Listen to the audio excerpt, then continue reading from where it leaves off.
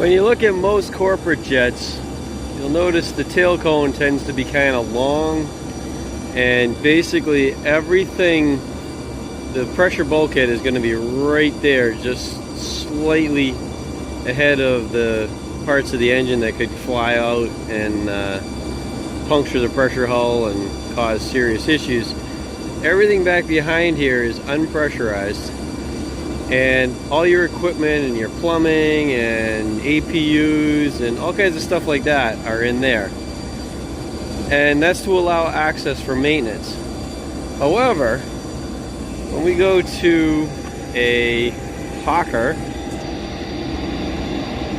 which was designed by British Aerospace, BAE, or at least you put the part where the bags go, where the engines would penetrate, and the passengers are ahead of the engines, and then behind the bulkhead is the actual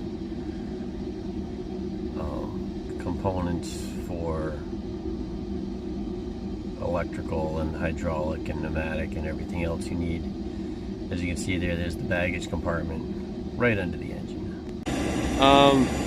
They made a very small airframe with maximum usage of every bit of space, which seems great, and it does hold a fair number of passengers, but there's no extra room to reach everything inside the aircraft. And I'll show you what I mean right here. We go into the rear equipment bay, and it's tight. That is the APU enclosure right there. I have it disassembled because we're having an APU issue, and we finally troubleshot it. Ouch, I just hit my head. Yeah, like, there's the starter generator for the APU. They have this whole little can I had to take the cover off to get to. But we're down to an electrical issue, and there's a ANL something or other. It's a high current, basically fuse. If you can see, the camera's not showing it too well.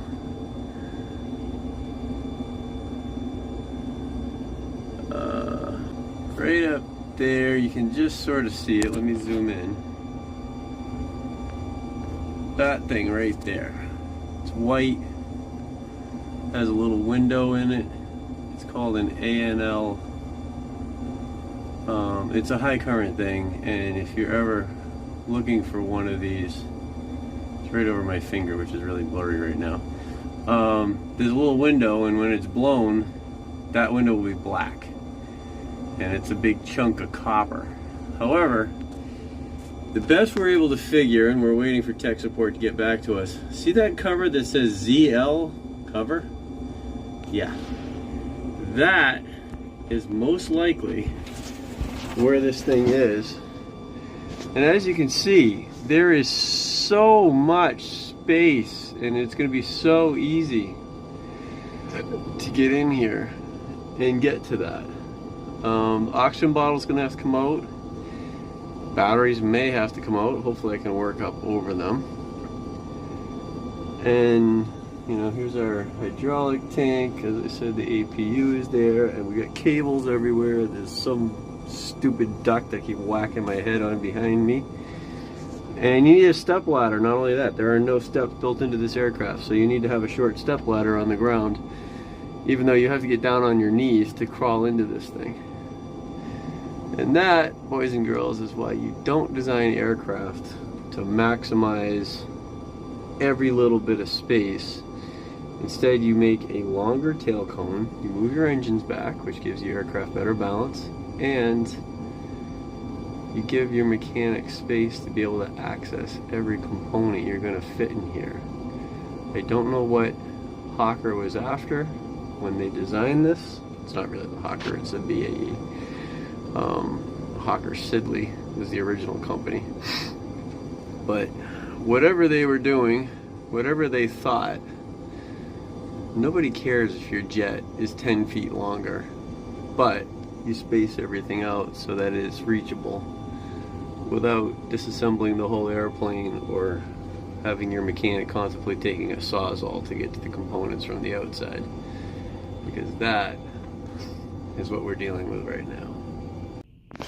So on the saga of the APU that will not start, got a hold of the experts at Textron support today. They gave us a pretty quick check to take the cannon plug off the gauge here, look for power on pin A. When you attempted start, sure enough, there was power. So then the next logical place to go, even though they didn't really want to suggest this, was jumper the pins. And what I found is pin A, and I believe this is C. I'm not really sure. I can't read the stupid letter that's on it. I don't know if you can or not. Good luck. But anyways, it's the bottom one. A is the top left, and it's clearly marked. By jumpering the two of them with a piece of safety wire, the APU started. So this right here it's like a low oil pressure switch on like lawnmowers, small engines like that. Basically, if they don't have oil or sense oil pressure, they won't let the power go to the starter or the spark or different things that it gets interrupted for. In this case, whatever circuit is going on inside of here, even though this actually is showing a good pressure based on that chart right there, that switch inside of that gauge that is on the fire model is bad.